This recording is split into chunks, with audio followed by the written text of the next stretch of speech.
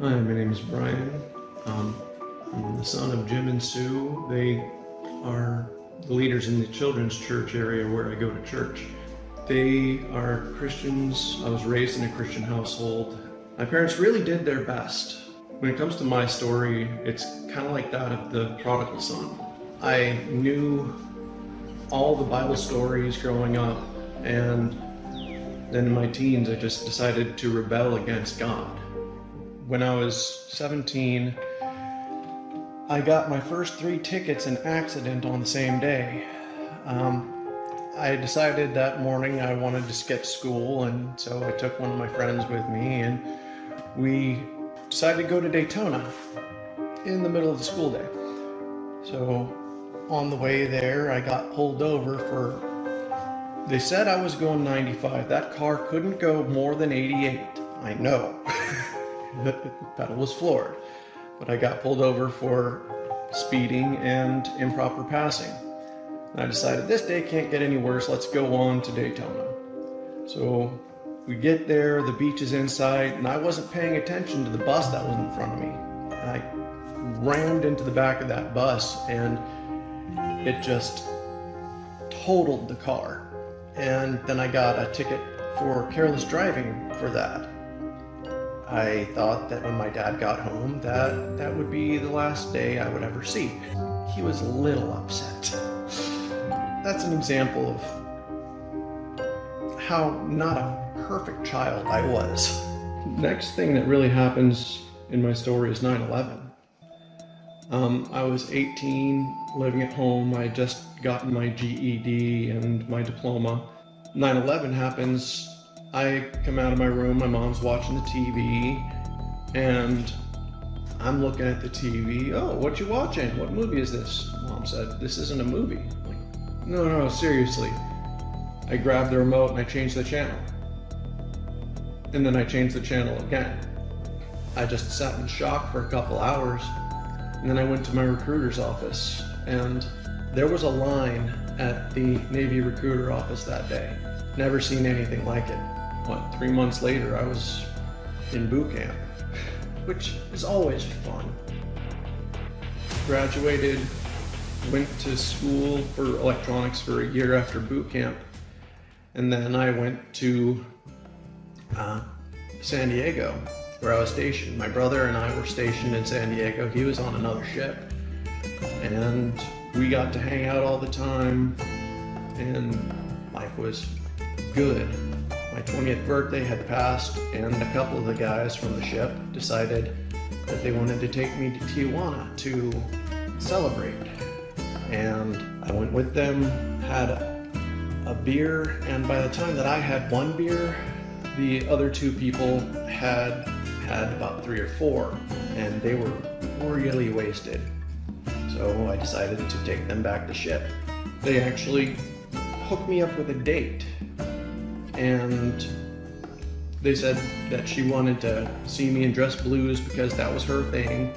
So I dressed up in my dress blues, and I went on this date, and very quickly she convinced me to go back to her place. And when I got to her place, there were 2 other guys there. One of them had a camera and a gun. I was raped on camera at gunpoint. That really threw me. I didn't know how to deal with emotions. I didn't understand how to feel about that. I literally got to a point where I started cutting on myself to try and separate physical pain from mental pain with being raped. I didn't even really admit what had happened in my own mind for about a decade. I didn't admit that to myself, and I just didn't know how to deal with it. And it really started my mental health journey, if you will. Came back to Florida, lived with my parents for a little bit, and worked at Lockheed Martin.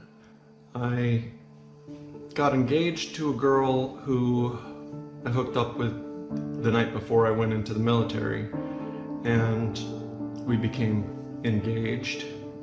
she was Wiccan and was a Wiccan priestess, and that's a very dark hole. She introduced me to marijuana, ecstasy, meth, and I was doing that every day just to try and cope, and went back and got on methamphetamines. So I had kind of like two lives going on. I had the work life where everything was all right, I was at the top of my field, working on secret stuff for the government, and the other part was just trying to escape myself. I just had a full-on nervous breakdown, and I started yelling at my boss in the middle of the shift and literally just walked out, and then just moved to California, and I was homeless in California for over a year. In 2011, it really came to a head. I got to a point where I was just so depressed, so alone. I put a gun in my mouth and I pulled the trigger and it didn't go off. And that to me was just like God screaming, I'm not done with you. You've got a better life.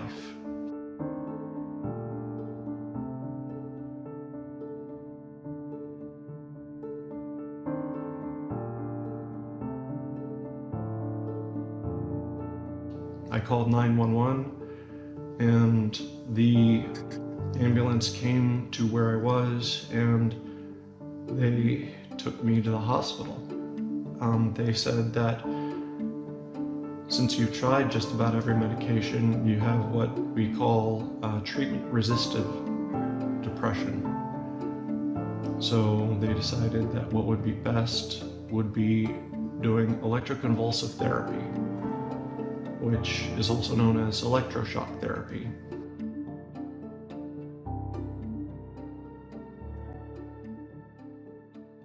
And moved back to my parents' place. And my parents made it a condition that we read the Bible every night. Every night, 7:30 after Jeopardy, we're reading the Bible. And that has made all the difference. I mean, I knew about Christ, I'd known a lot about the Bible, but I didn't know Christ. I knew about him. But that's where I really started to get to know who he is. And there wasn't like an aha, that was the moment. But it was a gradual friendship that developed, and that turned into a love. And I'm still learning just how much he loves me.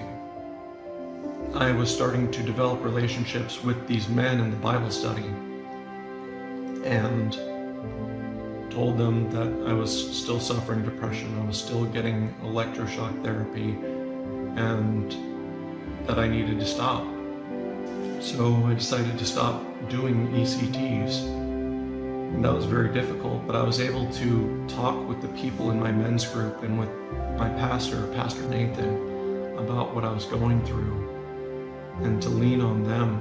And my father, oh my gosh, my father and my mother, they are such a huge support to me through all of this, and I didn't even recognize it. I didn't recognize what they were sacrificing, and that the pain that I would cause them by watching me go through all of my depression but feel helpless to do anything. And I am so thankful for my parents to help me out through all of this.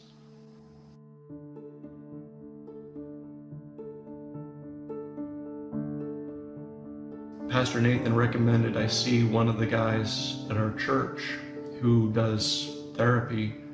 He connected me with David Moss, who's a Christian therapist. He said what they did was horrible. It was just despicable, detestable, and evil.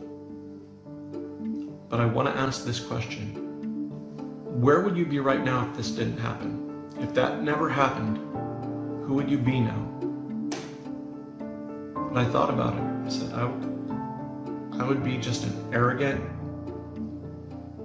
apathetic, agnostic astronaut. It was like a light switched on in my head. It was just like, yes, it was horrible, but God used it for a reason. He used what was meant for evil and used it for good. Because now I have a relationship with God. And my dad welcomed me back, even after all of the abuse I incurred on him over the years. And he showed me God's love. He loved me like that father in the prodigal son,